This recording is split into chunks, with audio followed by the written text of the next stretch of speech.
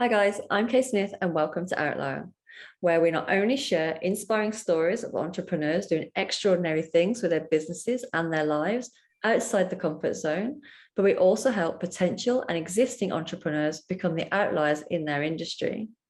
Today, I'm joined by our founder and CEO, Andrew McCombe, and we're going to discuss how to start your business if you think you're an outlier, to see if he can help you in some way. Hi Andrew, how are you doing today? Good, thanks, Kay. Great to be on the call. Yeah, it's going to be a great one. So first, we're going to go recap over our episode that just launched this week with Dale Beaumont, who is Australia's premier business coach. We'll also go over what is an outlier and what we do at Outlier, and then how you can start your business as an outlier. So do you want to take it away on your takeaways for Dale? Yeah, thanks, Kate. So I guess for the viewers' sake, if you haven't watched Dale Beaumont's Outlier episode yet, you can do it here. And if you want to watch all of the episodes of Outlier, you can do that by clicking the link here, or I'll put the links in the description below for you. And obviously with Outlier and our mission, which is to share inspiring stories of entrepreneurs doing extraordinary things in their businesses and lives outside the comfort zone, in a bid to inspire other young, potential or existing outliers and entrepreneurs to do the same, then I'd also love it if you could like, comment, and or share the video with any other outliers and entrepreneurs that are out there. And that also helps with the algorithm to spread our message as well.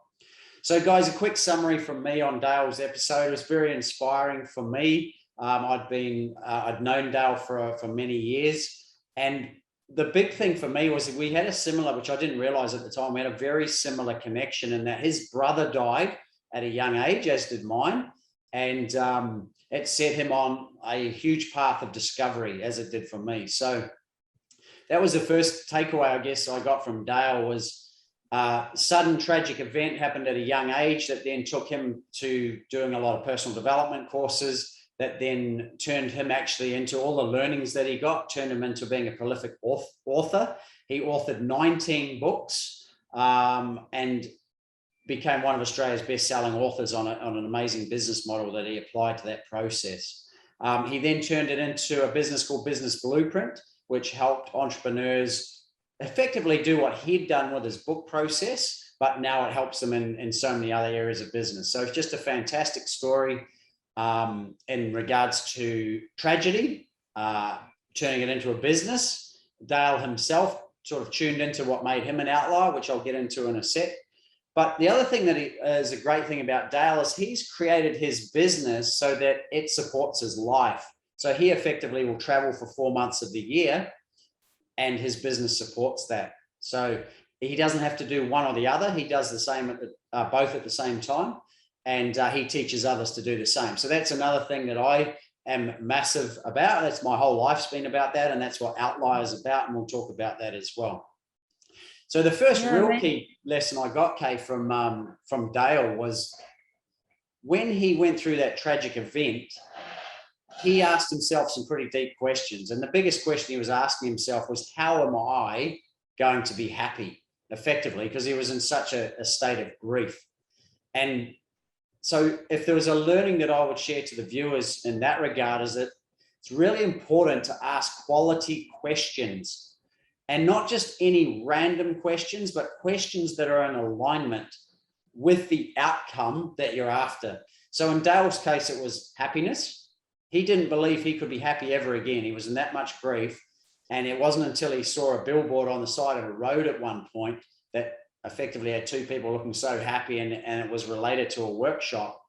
And with his reluctant openness, because he was in a pretty bad way at the time, he decided to actually attend that event. And that was the trigger to open up everything else on his whole journey. So the first learning there, Kay, is just ask yourself quality questions about the outcome that you want, and also trust in the process that the answers don't necessarily come straight away. So sit on them for a few days and let your subconscious go to work. And over time, it will bring you some pretty good answers, and they'll come in the form of insight or impulse or intuition or a quiet voice that starts talking from within. And in Dale's case, it was a bit louder than a quiet voice. It was a billboard on the side of the road that kind of slapped him in the face. that challenged his belief that he couldn't be happy again, but he was lucky that he took some inspired action on it. So that was the first lesson, Kay. Great. And so when somebody is in that state of grief or going through some real personal tragedy, or whatever it is that's really affecting them in a negative way, how can they make sure they're asking those quality questions to themselves? Yeah, it's a great question, because obviously when you're in that, I use a term, when your emotions up, your intelligence goes down, right? So how do you? Well, it's really hard. So the key for me, and I recommend with our clients, and we do it with all our Outlier sessions, is we reduce the emotional charge, which we have tools that we do to do that. And very quickly, the intelligence comes back, and then we tune inward and get a lot more clarity and direction around the right answers for us. So my answer to that would just be reduce emotional charge. And if you're not sure on how to do that, then obviously that's something we help people with. But there's many tools that can help you out there with that. But I also encourage, sometimes when you do it for yourself, because you're trying to remove your own emotional charge, it's sometimes harder than having someone else support you in the process. Yeah, because you can be really deep in that process, and it's kind of, it really takes over your whole world. So it really is important to get the help as well. 100%. So it's always easier to have an outside observer, because we can often get stuck in our own feelings. There's something that related to this that I saw in Dale's episode as well, that, from his experience, he said the people who are the most successful from all the books that he written, the people he's worked with, are the people who've had to deal with the most amount of stuff, which is really inspiring for anybody that's going through something right now, to know that there is hope, that they can be great. Well, it's a huge part of Dale's work, isn't it? He talks about all his mentors and everyone he's learned from, he sees as a mentor. And obviously, guys, you are not alone. I know you feel like you're alone at times, but there is an immense amount of support out there. So I think the key here is, once you get clear on the questions you want to ask around the direction you want to go. So the question would be to me, what does success look like for you? Whether that's just personally or professionally. And then what does it feel like? The key here is actually the feelings. But then once you're clear on what it looks like, you could ask yourself, so who do I know who's had similar success? It doesn't have to be the exact success, but who has had similar success that I could then mentor from? And it could be through their books. They might have education programs, or you could just ring them up and go and have a cup of coffee or whatever with them. And I promise you, the more successful people are, they're actually the more likely to want to share their success with others. So don't feel that they're going to go, oh, they're not going to be interested in me. Trust in the process. And I promise you, if you're showing commitment to a successful person, they really value that, and they'll take that ahead of someone who's half-baked. So if you show that you're committed, they'll definitely try to support you most of the time. Okay, that's a really interesting intake. And I know that's coming up in one of our future episodes. It's something that Jacinta talks about, surrounding herself with successful people and learning from everybody around that's already been there and done that before, to make your own successful business. So that's definitely a common trait that's an outlier trait for sure. Absolutely. So what was your second takeaway? Yeah, so the second takeaway, Kay, is, so once we've asked ourselves the quality questions, I mentioned before, the subconscious goes to work to find us the answers. So what's really important, and there's a lot of gurus out there that talk about hustle, and they talk about massive action. And I'm so adverse to that, because it's a step that literally says burn yourself out 18 hours a day in the hope of, in some of that action, it's sticking. It's like throwing a whole lot of spaghetti up against a wall and hoping it sticks. What I would prefer you to do is take inspired action. So when I look at Dale's work and what happened for him, he saw the billboard of two happy people with a workshop that was all around happiness, and he took inspired action and went to the workshop. So the more you ask questions of your subconscious, you start to get the voice coming up saying what you need to do next. And I promise you, and this happens in many of our sessions, within 3 to 5 seconds of asking yourself a question, usually the answer your subconscious gives you is the right action to take. So the next point here is take inspired action on the intuition that you're getting. And what I mean by that is it's a trust exercise, but if it doesn't feel right, don't do it. Don't take massive action. Don't hustle if that doesn't feel right to you. So that is the next step. Ask yourself quality questions and take inspired action on the answers that are coming to you. And with that as well, that's also, a trial and error process, because, when you're not used to taking inspired action, you can feel insecure about it or not sure if you're going to make a mistake and if it goes wrong, and if you're not used to listening to your gut feeling. So I guess it's also a note to say, don't give up on it as well, that you might, you might take an action and it might not be where you want to go, but the more you practice, it's like going to the gym, isn't it? And you every time more you kind of follow your gut, and the more you take this inspired action, the more you're going to get confirmation that you're on the right path and you're doing the right things. Absolutely. So if we look at Dale, right? So what happened with Dale is he went to that first seminar or workshop or whatever it was on happiness, but then that led him on a whole journey of literally every personal development seminar that was coming to Australia, he would attend. Right. And this is where the magic happens. At the time, he was doing it for himself, right? To prove to himself that he could be happy again. But what was interesting is the more events he went to, most of the people were 50 years or older, and he's like a 18, 19-year-old. And they would say to Dale, "What are you doing here, mate? Are you lost?" And he's like, no, I'm here to learn. And so what he realized, that was a big red flag for him, right? He's like, wow, these people keep asking me this question. But then they'd start going, wow, imagine if we had this information when we were your age. So he started thinking, going back to quality questions, and he started to think, wow, yeah, I keep hearing this information around me. And he thought, what if I was to set this up for teenagers of my same, or for kids and teenagers, right, of my age or younger? And so that's what he did. And that was Dale's first business venture. He set up personal development workshops for young kids and teenagers, which then led him to his authoring books, which then led him to Business Blueprint.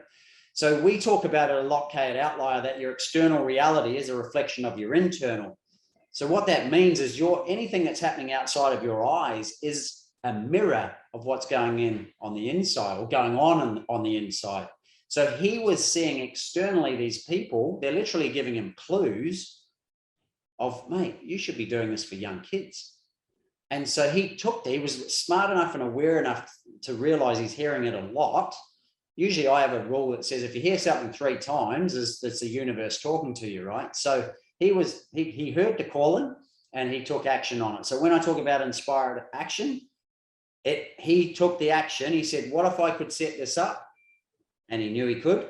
And so he did. That was the inspired action. And then everything's unfolded ever since. Amazing. And I guess from the start point of that, even if you're not let's say you're not in a state of, adversity or going through a tragedy, a good starting point for that would be like a meditation, for example, like you said before, like sitting quiet with yourself. When we're in that state of wanting and desiring and listening to ourselves because we want and we crave it so badly, that those inspired actions and thoughts come to us. Well, 100%. So you might not need a tragedy for this to occur, but I promise you there's a lot of tragics out there who are going through a life in the corporate world in particular. I used to deal with a lot of corporate people. They're going working 9 to 5. They're traveling an hour each way to get there, and they're waiting for the weekend where they can live their life. And I promise you, they're literally dying inside, right? So even though they're not going through what some would call a tragedy, like a death or a heart attack or whatever, they're living an internal tragedy every single day. So for those people that are out there that know there's got to be more to life, then definitely meditation is the first step. One thing I will say about meditation, it's not always a case of just sitting down and trying to be quiet, because I know a lot of people struggle with that. I say meditation is anything that you can do. It's usually a repetitive task that takes your body out of the process, and then your mind quietens down, and then start listening to what it's saying to you. So for some people, it could be running or going to the gym, or it could be surfing, or it could be playing music, a guitar or piano or whatever, or reading or whatever. So meditation doesn't have to be that whole sitting down with a candle and fingers in the on position, etc. It's whatever is that you do that allows you to get in a state of flow that then your inner self starts talking to you. But it's a really good point, Kay. And the one other thing I want to mention around this inspired action, and it reminds me of a quote from Goethe that I actually put it in. I wrote a book called Activate Your Life when I was younger, and I put this at the back of the book. And it goes like this: until one is committed, there is hesitancy, the chance to draw back, always ineffectiveness. And we can all relate to that. Concerning all acts of initiative and creation, there is one elementary truth, and the ignorance of which kills countless ideas and splendid plans. That the moment one definitely commits oneself, then providence moves too. All sorts of things occur to help one that would never have otherwise occurred. A whole stream of events issues from this decision, raising in one's favor all manner of unforeseen incidents and meetings and material assistance, which no man could have dreamt would have come his way. And so Goethe said, whatever you can do or dream, you can begin it. Boldness has genius, power, and magic in it. And so what that effectively says is that when you take that inspired action, magic starts happening around you. The universe starts to conform around you to support that commitment and bring you unbelievable opportunities. And I've got many in my history with, my golf TV show background and everything that happened in there with Outlier, obviously, and all the people we get to interview. But essentially, it's when you jump off the cliff and you finally commit to your dream or to the success that you're after, you will not know in the head what's going to happen or how it's going to happen, but it does happen. I promise you that. So hence why it's so important to make sure you commit to an inspired action, not just any old action. Because if you do any old action, very soon you're going to be uncommitted and probably do something else. It's just like, just throwing a needle in a haystack, or, like you're not really committed to or I don't know, like a analogy of a fisherman trying to fish without bait. You're just throwing the line out there, but hoping something will catch. Absolutely. That's a really interesting one too. It's a bit of a segue to the third point, Kay, is like, if you think about Dale, right, this is a beautiful thing for Dale. He asked himself quality questions. He took inspired action, but because he'd been going to all these personal development workshops, he was just thirsty and absorbing all this incredible learning. So it actually helped him in the process by what he was learning, throw out proper bait, like you say to the fish, because he was getting it in reverse. So essentially, that is the third learning. And it's possibly the one that had the most rocket fuel to Dale's success, was his thirst for learning or for quality education. And obviously, if he hadn't immersed himself in so many workshops and seminars, he would not have been getting the insight to start his own personal development company for the kids and the teenagers. But he wouldn't have learned half of the knowledge that he now shares with other aspiring entrepreneurs, which obviously allows him to make a successful income for himself and others from the knowledge. So it reminds me of another key point, or a quote, I guess, and I think it was Einstein said, we cannot solve our problems with the same thinking that we used when we created them. So having that education, it allows you to see solutions from different angles. So going back to what we talked about earlier about mentoring, going and meeting with a mentor, and as I mentioned, it doesn't have to be necessarily physically meeting them for coffee, but I would recommend that. It could mean podcasts, it could be YouTube videos, it could be reading books, whatever it is that's inspiring to you, and preferably in alignment with your preferred learning style, that's going to help you get the right information to then make the best decisions moving forward. So the three key points from Dale that I took away, Kay, were quality questions. So questions are the answers. As soon as you ask a question, the universe must have answered it. There's an interesting take for you.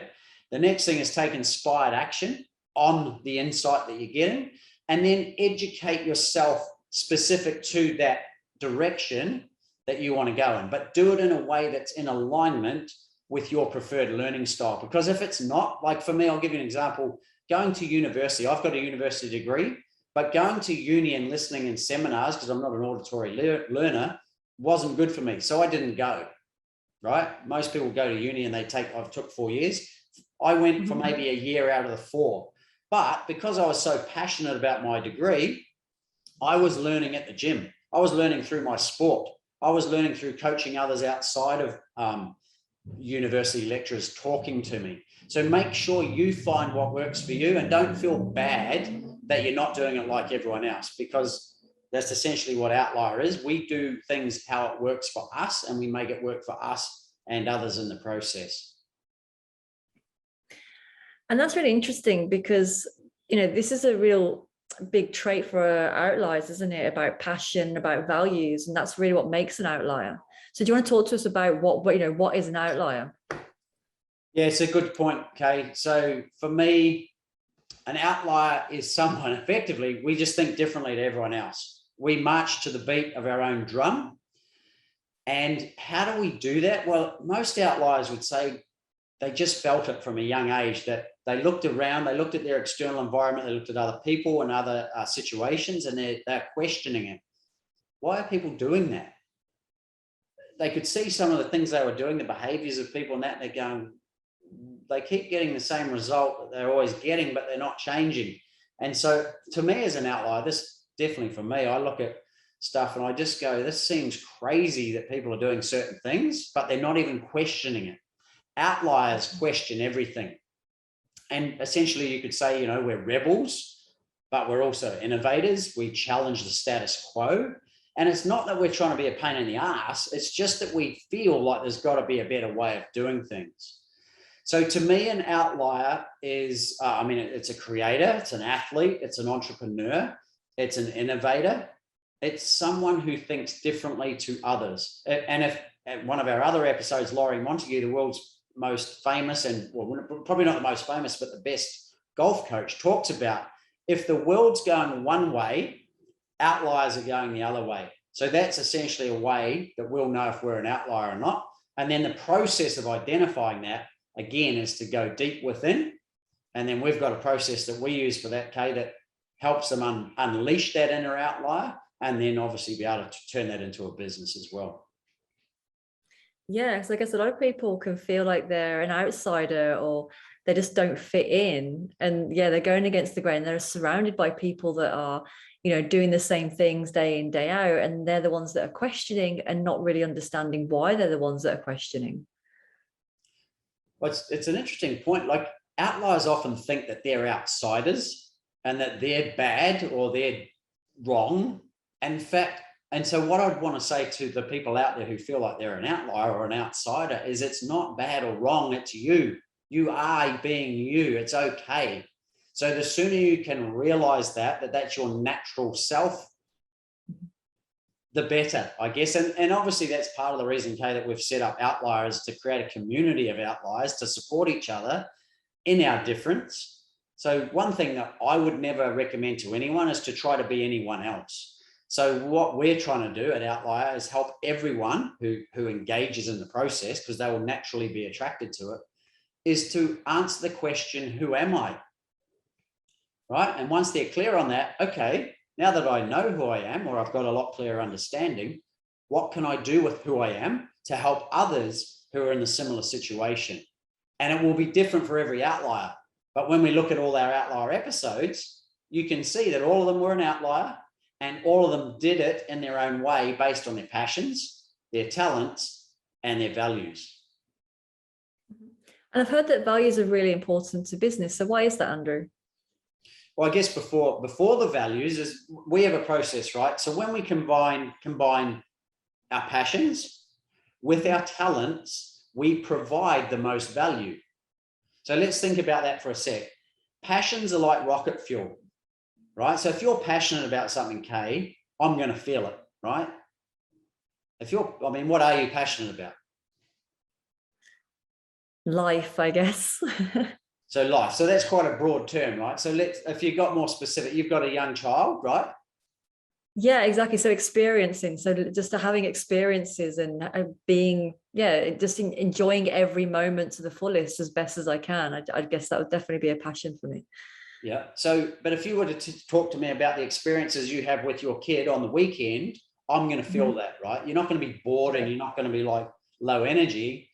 I'm going to feel it. So I'm going to feel, well, I want more of that, right? So they talk about the person with the highest energy always wins. So have a think about that, whether that's a real negative energy, it'll suck the person down, or it's a really positive person, raises the person up. So part of the formula, passions times talents equals value. So the next step of the process is talents.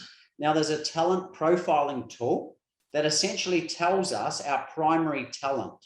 And it's literally, it's been invented by a guy called Roger Hamilton, and I'll put a link in the description below to the profiling test.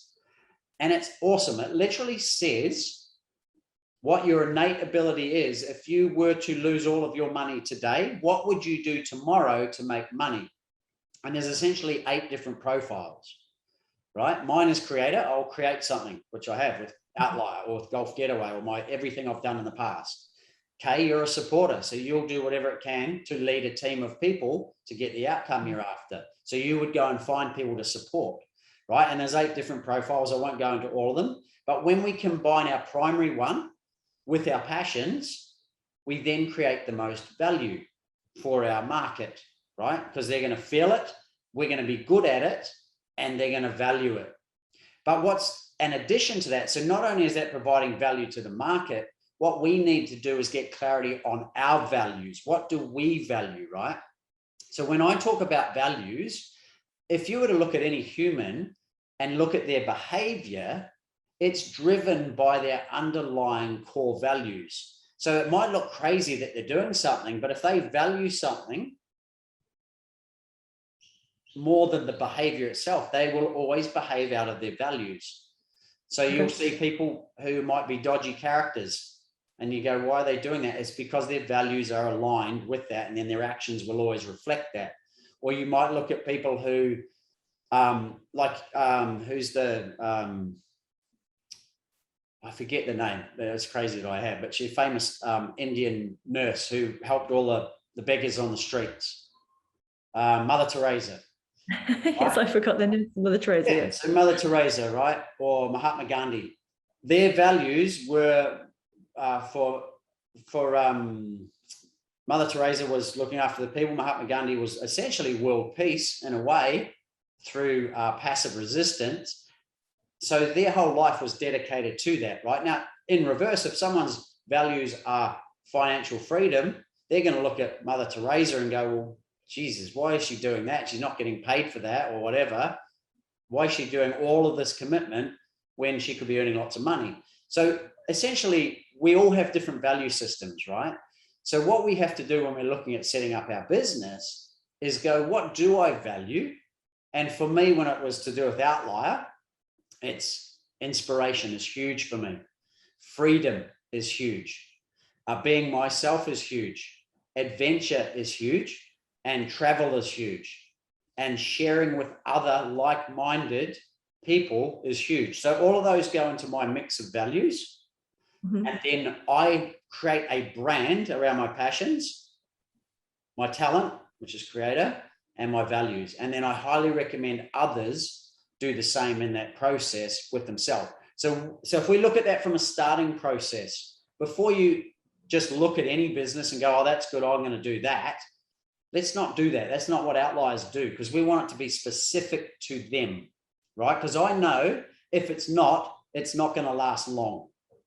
If you're a freedom-oriented person who loves change and loves travel and adventure, you're not going to run a franchise business that tells you must do this every day, follow this system, etc. Right? So don't waste your time and energy trialing and erroring all these businesses when the fastest way to get successful is identify what does success look and feel like to yourself, right? And how we do that again is identify our passions, our talents, and our values.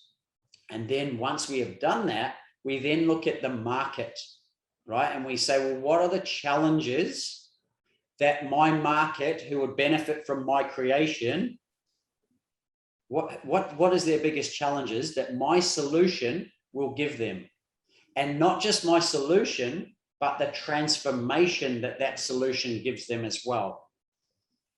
All right. So what do I mean by that? Is let's say, Kay, you're a video producer and your biggest problem is you don't have enough clients. right? And we know that we have a solution for that. That's the first important part. And we also have the talent and the passion to help them with that. But what are we really giving them? When they have their clients, what do they have? They have the transformation, right? So this is really important. What is a transformation for a person? It's really just giving them the feelings they want to feel that they weren't feeling before we gave them the solution. Does that make sense? It does. And it really goes back to being in what you said before in the beginning about asking those really important questions as well. Because when you're asking those really important questions about your passions, your values, and your talents, you're then going to get the insights coming to you to help support that as well. So, like, you just said, if you take on a franchise, it's out of alignment with who you are. It's then going to be more difficult to take that inspired action for then the universe to open up and give you what you want based on who you are. When you get that clarity on who you are and your values, your passions and talents, then other things just open up and it just makes it so much easier for you. Absolutely. So one of the things I say is 90% of the journey, or the to me to get the success, is getting the clarity and direction before you even start. So I'll give you a really classic example of that. If I live in Sydney, right? If I want to go somewhere, the first step is I need to know, where do I want to go, right? So as soon as I know where I want to go, it's an easy process, right? Let's say Newcastle's 2 hours up the road. I know now how to get there, right? I can use my GPS and it says Newcastle, bang, I'm there. But if I don't know where I don't want to go, I don't know where I want to go, like I'm just guessing anywhere, how can I take aligned action to anything? I'm going to be running around in circles. So clarity and direction is the most important part of this. And you get the clarity and direction before you start, obviously, or it's better to try to get that clarity and direction before you start. Obviously, we adjust as we go.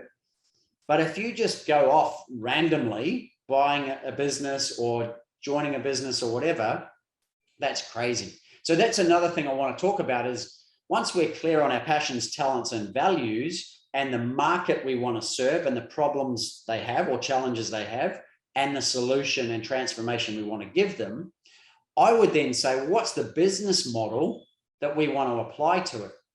So when we look at, say, we use Outlier as an example, we have a coaching and consulting model, right? We have an online program model and membership. And I'm not saying that we do all the stuff, but some people could do all the stuff. That's called a hybrid model. You could have an affiliate model where you're like an influencer and you've got a brand and a presence and enough viewers that you then talk about other people's products and services. I used to have that with Golf Getaway. I had a TV show and we'd go to all these resorts and tourist attractions and talk to amazing people, etc. But for me, there wasn't a back end. It was just a TV show that talked about all of that, and people would pay me to help them get more business. The other model is if you're not ready to start your own business, and there's honestly nothing wrong with this, find an aligned company that fits your passions, talents, and values, and go and work for them. Get paid to learn. And then once you've done that, you can say, well, am I now ready to start my own thing? And you may not be. There's nothing wrong with that.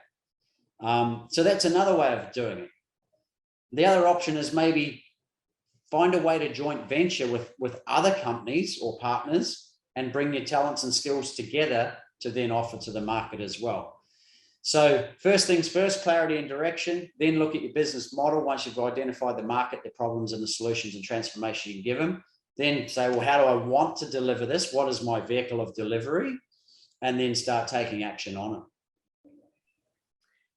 That's really amazing. And just what you said there, I think anybody listening to this can really already have a massive step up to where they were maybe at the beginning of this session, because everything you just said is so relevant and value to anybody in any industry, in any walk of life, even as, like, you said, myself as a mother, as a single mother, or anybody doing anything can really apply what you've just said to their life and make big changes.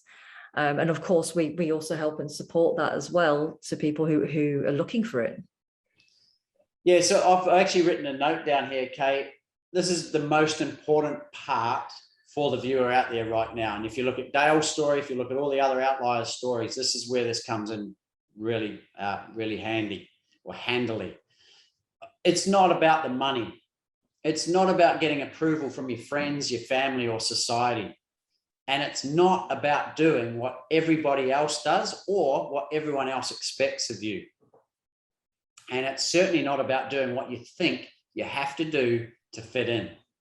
It's about you doing what is genuinely right for you and then doing it for others that resonate with the passions, talents, and values that you stand for and the solutions that you offer to their challenges.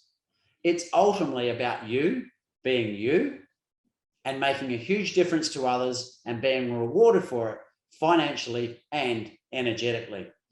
It's about being met by yourself, your clients, and all aspects of you being you.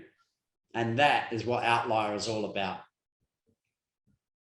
Oh, it's amazing. And so if we've got an outlier now watching right now, wanting to know, okay, what's the next step in the process and how we can help, what can they do? Yeah, really good question. So we talk about clarity and direction, right? So I'm sure there's a lot of viewers out there going, they're feeling it, right? They feel, geez, I really resonate with what they're saying. That's the first step. You'll feel it. And then the next step is clarity and direction. So you're probably not feeling a lot of clarity and direction, but you know deep down something's got to change, right? So what do? We offer a free strategy session or discovery session that allows you to get a lot more clarity and direction. We have a process that will help you in our coaching programs go a lot deeper to start bringing all of this out of you, both personally and potentially as a business. So my first step for people would be go to outlier.tv/strategy session, fill in your information and jump on a call with myself or Kay. And we can have that conversation. The other thing is we're going to have people jump on the call, Kay, each week, where we're going to have coaching session on the call. So after our educational piece, we'll have a coaching session with someone who may be struggling, but they know they're an outlier and they want to express themselves fully as an outlier. So if you are one of those people, and I'm talking directly down the barrel to you guys, we'll put a link below for you and in the description. And again, it's if you go to outlier.tv/strategy session and you'd like, just maybe put in there that you'd like to jump on a call with us and you're happy to have it recorded and shared with everyone else. I think it would add a lot of value to others because whatever you're going through, others are going to be going through it. Then we'd love to help you on the call as well. Yeah, that's amazing. It'd be really great for people to see exactly what we do as well during those sessions and how we unleash themselves and also any blockages that they might be going through. Because, you know, as we said from the beginning, a lot of times people are going through some kind of tragedy, whether it's where they're not in true alignment with themselves or it is going through something personal. And so this can create some resistance, it can create some inner blockages, it can limiting beliefs. And so during the sessions that we do, that's one of the big parts of it, isn't it? Where we kind of unlock that potential and the chains that we put on ourselves, we kind of unleash them. Yeah, I think one of the biggest things, Kay, is what we really do is we help save people a hell of a lot of time, money, and effort of guessing, A, who the hell am I, and B, what the hell do I want to do to get to where I want to go, which I don't even know, right? What we do is we get real clear, real quick, and it doesn't come from us. We teach you how to tune into it within yourself to get those answers for you. And then honestly, the most empowering part for me or inspiring part for me is when you see people's minds open and the possibilities, because outliers are about infinite possibilities, right? So when we see their infinite possibility radar go on, the world is their oyster. And that is the most amazing part to me. Yeah, absolutely. So yeah, during this first episode that we've just done, it's really just an introduction to what we're doing. But yeah, moving forward, we really would like we'd really like to have an audience participate. So yeah, like as Andrew said, we would love to have you on board this podcast and on this video. So please go to outlier.tv/strategy session and yeah, register your interest, and we'll be in touch and we'll kind of get people on the call. And I'm really excited to have that as well, Andrew. Fantastic. Well, Kay, we'll see you in the next session, and hopefully we'll see all the outliers on the call very soon. Yeah, so thank you very much, guys. I'm Kay Smith. I've been with Andrew McCombe, and here's to living the outlier life outside of the comfort zone.